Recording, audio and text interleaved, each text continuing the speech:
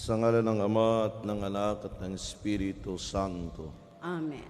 Sumainyo ang Panginoon. At sumainyo rin. Mga kapatid, tayo magpulit magpasalamat sa Diyos sa biyaya ng pagbibigay sa atin ng kaligtasan ng Panginoon. Ngayong tayo nasa Lunes Santo ng mga mahal na araw, patuloy nating pagnilayan ang sakripisyo ng ating Panginoon. Upang maging dapat tayo sa pagdiriwang ating pagsisihan ng mga nagawang kasalanan.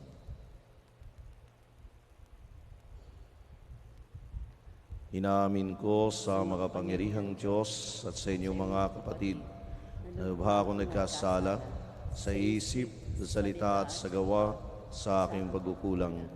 Kaya sinasamo ko sa mahal na Birheng Maria, sa lahat ng mga anghel at mga banal, at sa inyong mga kapatid na ako'y panalangin sa Panginoong ating Diyos.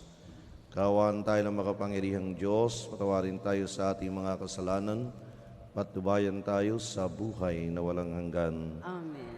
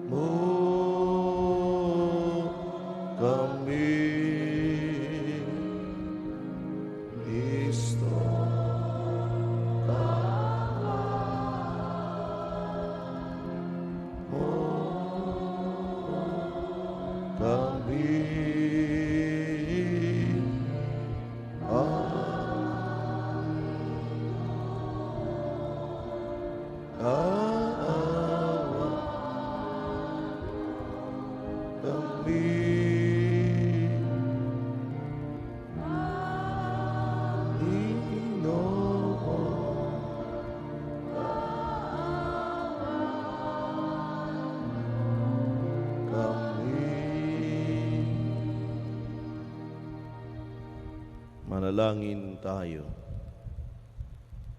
Ama naming makapangyarihan, kaming napakasubsob dahil sa aming kahinaan, ay makabangon nawa at makapanindigan, pangundaan sa kapakasakit ng iyong anak, na kasamo at ng Espiritu Santo, magpasawalang hanggan.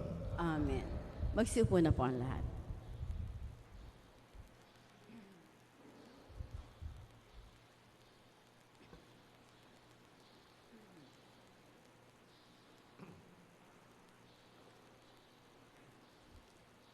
Pagbasa mula sa aklat ni Propeta Isaías. Ito ang lingkod ko na aking itataas, na aking pinili at kinalulugdan. Ibubuhos ko sa kanya ang aking espiritu, at sa mga bansa ay siya magpapairal ng katarungan. May nahon at banayad kung siya'y magsalita. Hindi magtataas ang kanyang tinig. Ang marupok na tamboy, hindi babaliin. Ilaw na andap-andap, hindi niya papatayin. At ang katarungan ay ang paiiralin. Di siya mawawala ng pag-asa, ni masisiraan ng loob. Paghahariin niya ang katarungan sa daigdig. Ang mga bansa sa malayo ay buong pananabik na maghihintay sa kanyang mga turo. Ang Diyos lumikat, naglaladlad ng kalangitan. Lumikha ng lupa at nagbibigay buhay sa lahat ng bagay dito sa daigdig. At ngayon, ang Panginoon Diyos ay nagsabi sa kanyang lingkod, Akong, Panginoon, tumatawag sa iyo. Binigyan kita ng kapangyarihan upang pairalin ang katarungan sa daigdig. Sa pamamagitan mo ay gagawa ako ng pakikipagtipan sa lahat ng tao. at magdadala ng liwanag sa lahat ng bansa. Ikaw ang magpapadilat sa lahat ng mga bulag at magpapalaya sa mga bilanggo ng kadiliman. Ang salita ng Diyos. Salamat sa Diyos.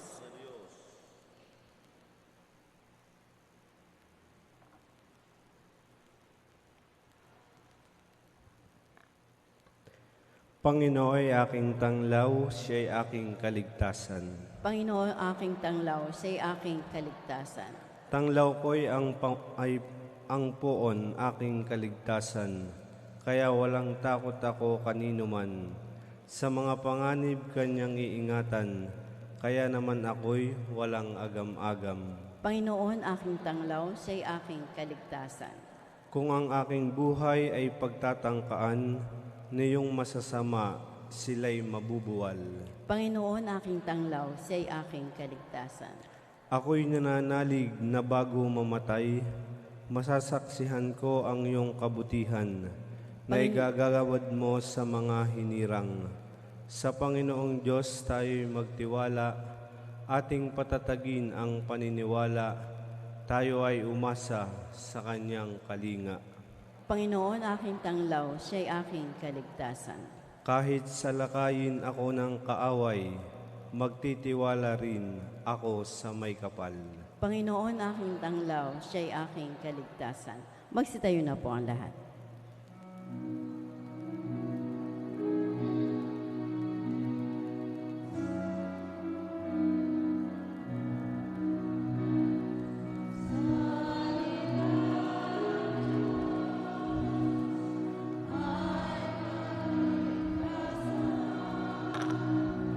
Salita ng Diyos ay pagmamahal. Salit ng Diyos, kapayapaan.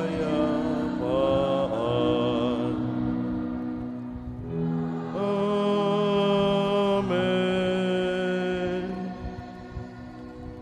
Sumainyo ang Panginoon. At sumayin niyo rin. Ang mabuting balita ng Panginoon ayon kay San Juan. Papuri sa iyo, Panginoon. 6 na araw bago magpaskwa, si Jesus ay dumating sa Betania, sa bayan ni Lazaro na kanyang muling binuhay. Ipinaghanda siya roon ng hapunan. Naglingkod si Marta at si Lazaro'y isa sa mga kasalo ni Jesus. Kumuha si Maria ng mamahaling pabango, isang libra ng dalisay ng nardo, at ibinuhos sa mga paa ni Jesus. Pagkatapos pinunasan ang kanyang buhok at humalimuyak sa buong bahay ang pabango. Si Judas Iscariote, ang alagad na magkakanlo kay Jesus, ay nagsabi, "Bakit hindi ipinagbili ang pabango at ibinigay sa mga dukha ang pinagbilhan? Maaring umabot sa 300 denaryo ang halaga niyon." Hindi dahil siya ay may malasakit sa mga dukha, kaya niya sinabi iyon, kundi dahil sa siya ay magnanakaw. Siyang nag-iingat ng kanilang salapi at kinukupit niya ito. Sumagot si Jesus, "Ano't siya ay ginugulo ninyo? Pabayaan ninyong ilaan niya ito para sa paglilibing sa akin. Habang panahoy kasama ninyo ang mga dukha, ngunit ako'y hindi nyo kasama sa habang panahon." Nabalitaan na maraming Hudiyo na si Jesus ay nasa Betania, kaya't pumaroon sila, hindi lamang dahil sa kanya, kundi para makita si Lazaro na kanyang muling binuhay. Kaya't binalak ng mga punong saserdote na ipapatay rin si Lazaro, sapagkat dahil sa kanya'y maraming Hudiyo ang humiwalay na sa kanila at nanalig kay Jesus. Ang mabuting balita ng Panginoon. Pinupuri ka namin, Panginoong Heso Kristo. Magsiupo na po ang lahat. Magandang umaga po sa inyong lahat. Magandang umaga. 2 puntos po ng pagdinilay ang ibinibigay sa atin ng Ebanghelyo. Una ay ang Paglalagay ng pabango ni Maria sa paa ni Jesus. Ang sabi ng Panginoon, ito ay paghahanda para sa kaniyang paglilibing. At sa pagbubuhos ng pabango, ito ay karaniwang ginagawa sa isang yumao. Pero ngayon kakaiba ang ginawa ni Maria sa paa ni Jesus. Kung bakit sa paa ni Jesus ay sapagkat hindi lamang ipinapakita dito ang katotohanan na mangyayari sa Panginoon na siya ay papanaw, kung hindi may panawagan din ng Panginoon ng paglilingkod. Ang pabango po ay karaniwang inilalagay sa bandang ulunan ng isang tao, lalo't higit kapag ito ay isang marangal na tao. Kaya kapag kayo po'y nagpapabango, hindi naman sa paa kayo naglalagay. Iba, nagpupusit kayo ay sa may parte ng mukha, sa parte ng katawan. Kasi wala namang aamoy sa inyong paa. Sino ba namang aamoy sa inyong paa? Karaniwan sa upper part. Pero ngayon kakaiba, ibinuhos ni Maria ang pabango sa paa ni Jesus. Kasi ito yung prefiguration na mangyayari na paghuhugas din ni Jesus ng paa sa kanyang mga alagad. Na kung saan ipinapaalala ni Jesus at yun ang kanyang tagubilin, mag-ibigan kayo. Sa pagpanaw ni Jesus, nais niyang iwanan ang isang magandang hamon at paalaala sa kanyang mga alagad at sa bawat isa sa atin, ang pag-ibig sa isa't isa sa paraan ng paglilingkod. Sapagkat sa buhay ng Panginoon, wala siyang ibang ginawa kung hindi ipakita at ipadaba sa tao ang konkretong ekspresyon ng pag-ibig ng Diyos. Kaya ito ang unang hamon sa atin. Kung nais nating tunay na ipakita ang pagmamahal sa Diyos, ipakita natin ito sa pagmamahal sa ating kapwa sa paraan ng paglilingkod. Pangalawa, tila yun din ang makikita natin sa sinabi ni Judas na sana ay ipinagbili na lamang ang mahal na pabango para ipamigay sa mga dukha. Pero meron pong nakatagong naisin si Judas. Meron siyang hidden agenda sa kanyang sinabing ito. Sapagat ang gusto niya ay manakaw, makuha yung salapi na pagbibilhan ng pabango dahil pwede naman niyang gawin dahil siya ang ingat yaman ng ating Panginoon. Isang nakatagong naisin, isang hidden agenda sa kaniyang buhay. Kuminsan, ganito rin tayo. May mga nakatago ding naisin. Meron ding hidden agenda sa buhay na ang walang ibang pinatutunguhan kung hindi ang pagpapahalaga sa sarili. At itong pagpapahalaga sa sarili ang siyang karaniwang nagiging hadlang para tayo'y makapaglingkod at makapagpadama ng pag-ibig sa ating kapwa-tao. Kaya nga, kung ating pong titingnan ang hamon ng araw na ito ng Lunes Santo at ng ating Ebanghelyo, ito'y walang iba kung hindi ang maging daan ng pag-ibig ng Diyos at alsin ang pagkamakasarili upang maging malaya tayo makapaglingkod sa ating kapwa-tao.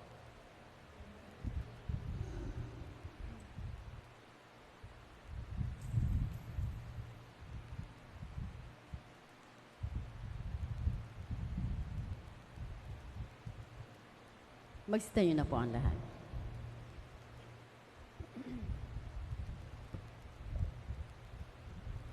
Mga kapatid, sa kabutihang loob ni Jesus, inaaniyahan tayo na lumapit sa Kanya ng buong pagpapakumbaba para sa kapatawaran ng ating mga kasalanan.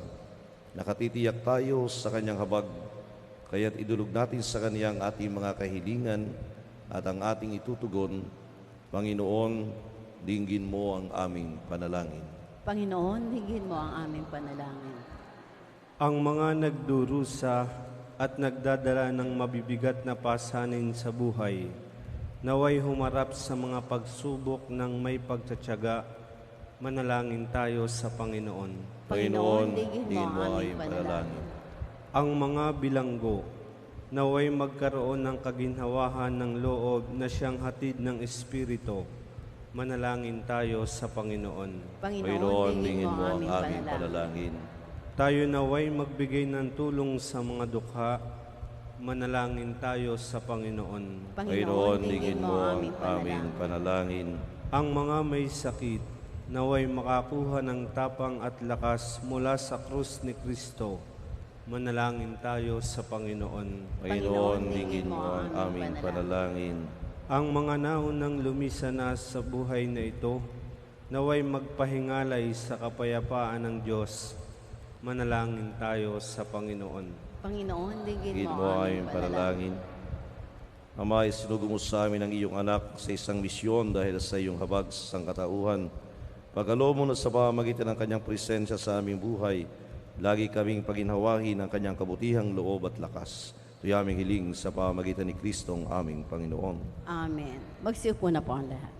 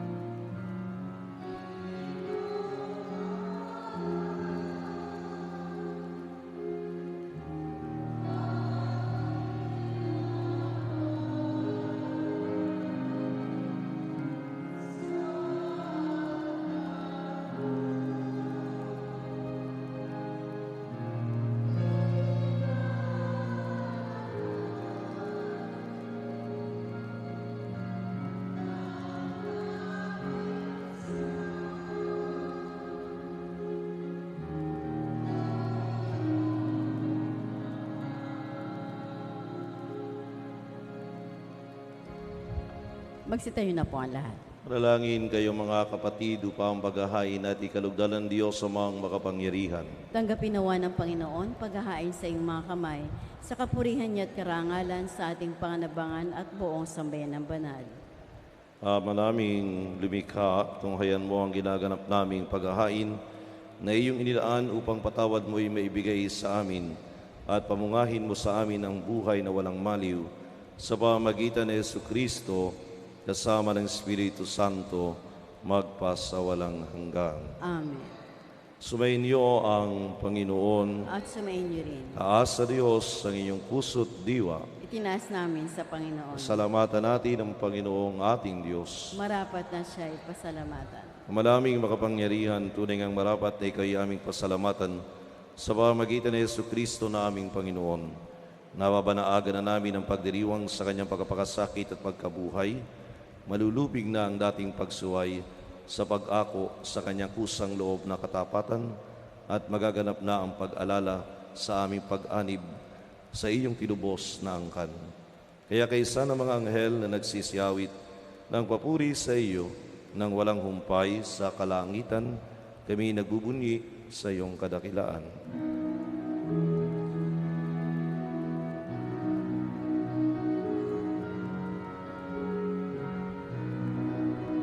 Manal ka po, buong may kapal, manalang iyong pangalan.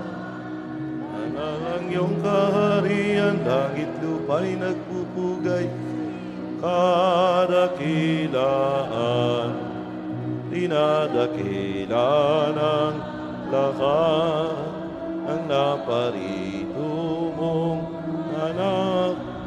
Na siyang nagmulat sa bulag sa piray ay nagpalakad, nakiramay sa lahat. Magsilod na po ang lahat. Ama naming banal, ikaw ang bukal ng talang kabanalan. at sa pamagitan ng iyong Espiritu gayon banal ang mga kaloob na ito, upang para sa amin ay maging katawan at dugo ng aming Panginoong Heso Kristo. Bago niya pinagtiis ang kusang loob na maging handog, hinawakan niyang tinapay, pinasalamatan kaniya, pinagati-hati niya iyon, iniabot sa kanyang mga lagad at sinabi, "Tanggapin ninyong lahat ito at kanin, ito ang aking katawan na ihahandog para sa inyo."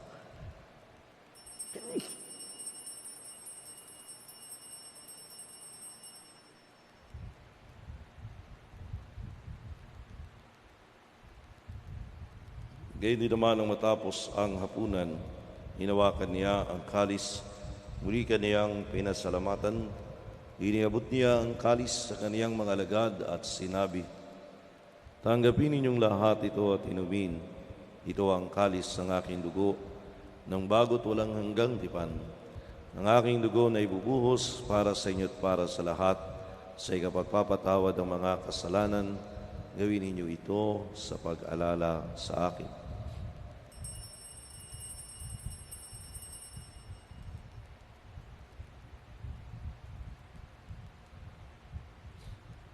Pagbunyi natin ang misteryo ng pananampalataya.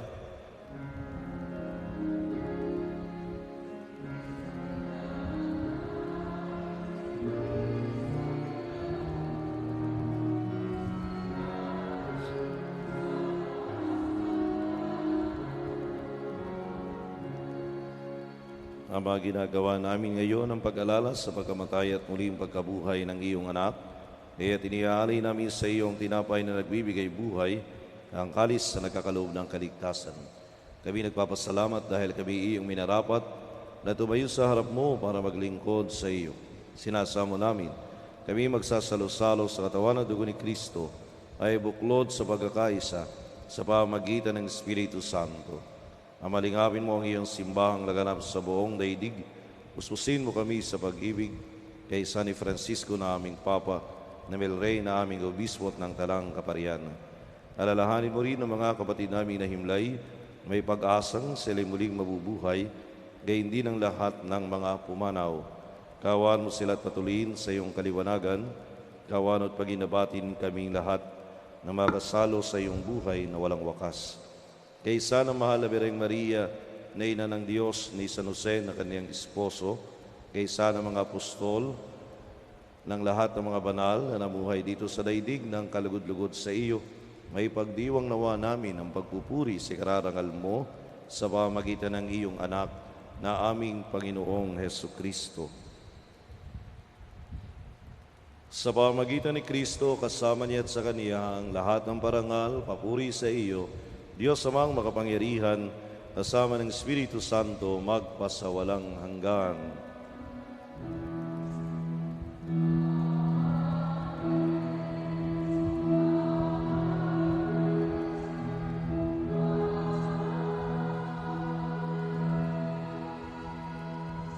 Taglay ang pag-ibig sa Diyos, sama-sama tayong tumawag sa ating Ama sa langit.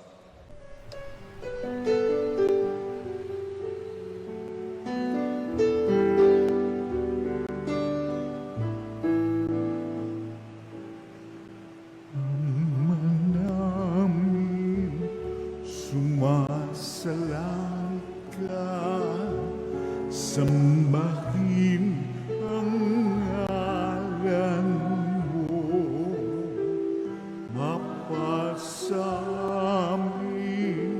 ang kaharian mo, sundin ang loob mo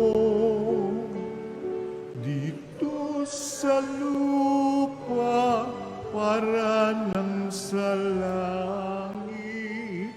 Bigyan mo po kami ngayon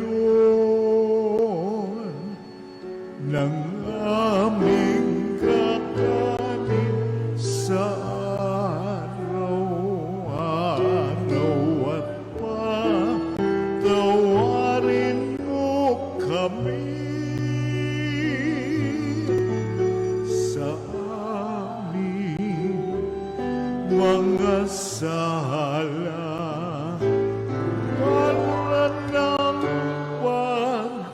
Pagpapatawad namin sa nagkakasala sa amin. At huwag mo kaming ipagdulot sa tukso. At yadya mo kami sa lahat ng masama. Hinihiling namin kami adiya sa lahat ng masama, pagkalooban ng kapayapaan araw-araw, iligtas sa kasalanan at ilay sa lahat ng kapahamakan, samantalang aming pinananabikan ang dakilang araw ng pagkapahayag ng tagapagligtas namin si Yesu Kristo.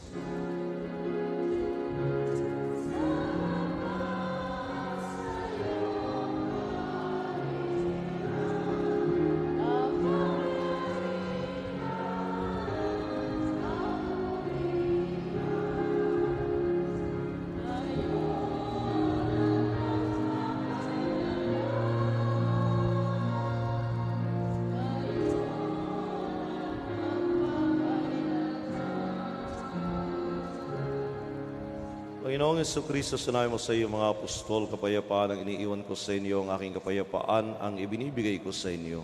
Tunghayan mo aming pananampalataya at huwag ang aming mga pagkakasala. Pagkalooban mo kami ng kapayapaan at pagkakaisa ayon sa iyong kalooban, kasama ng Espiritu Santo magpasawalang hanggan. Amen. Ang kapayapaan ng Panginoon ay laging sumainyo. At sa may rin. Bigayan kayo ng kapayapaan sa isa't isa.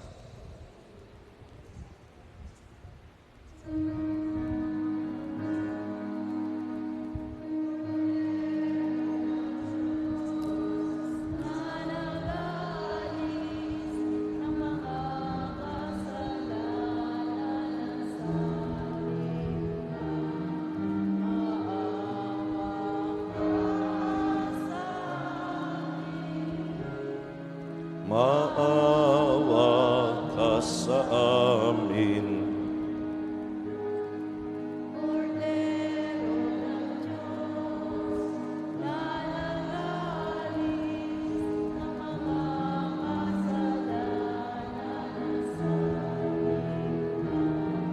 Maawa ka sa amin.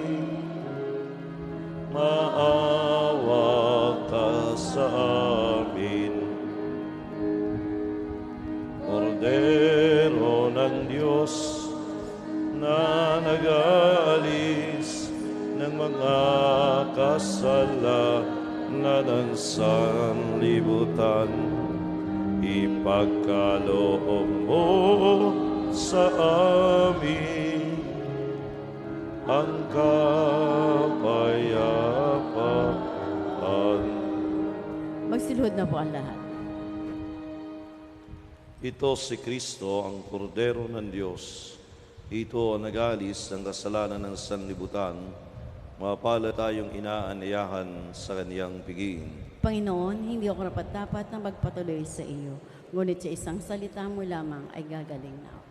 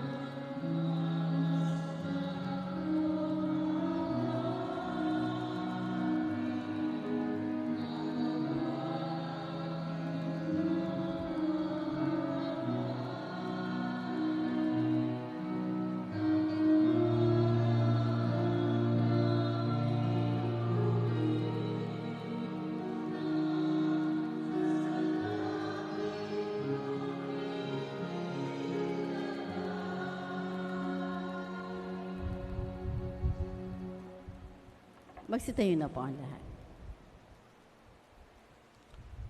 Manalangin tayo.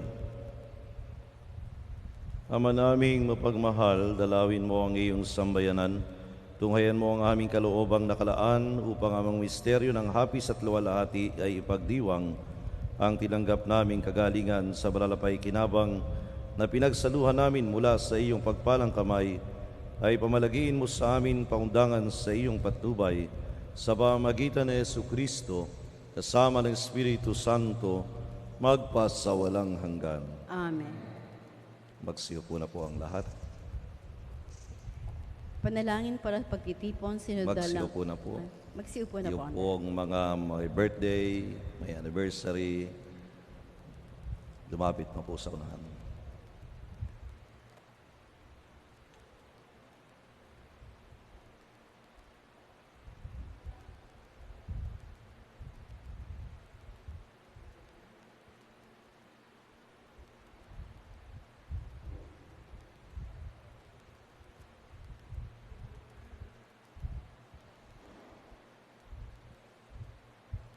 Ang manay pagmahal sa inagumulang lahat ang mabuting bagay, hinihiling na yung basbasan mo ang aming mga kapatid na nagdiriwang ng karawan at sa iba't iba nilang pangailangan, pagkalobas na mas mahaba at makalugang buhay, mabuting kalusugan, mapayapang kalooban, maliwanag na kaisipan, mga tapat na kaibigan, maayos sa hanap buhay at kaligtasan sa lumang kapahamakan.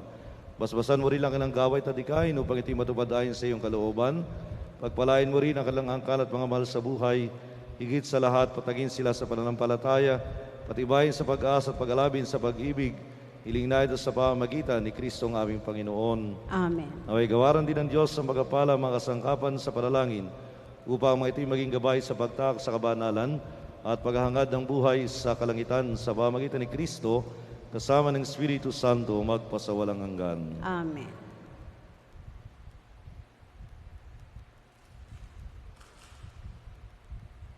Palakpakan po natin sila.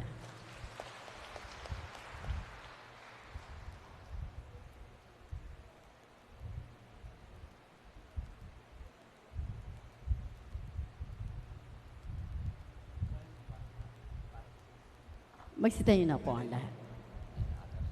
Sumainyo ang Panginoon. At sumayin niyo rin. Pagpalain kayo ng makapangyarihang Diyos Ama, Anak at Espiritu Santo. Amen. Kamusta ang ating pagdiriwang, humaya kayo sa pag-ibig ni Kristo. Salamat sa Diyos.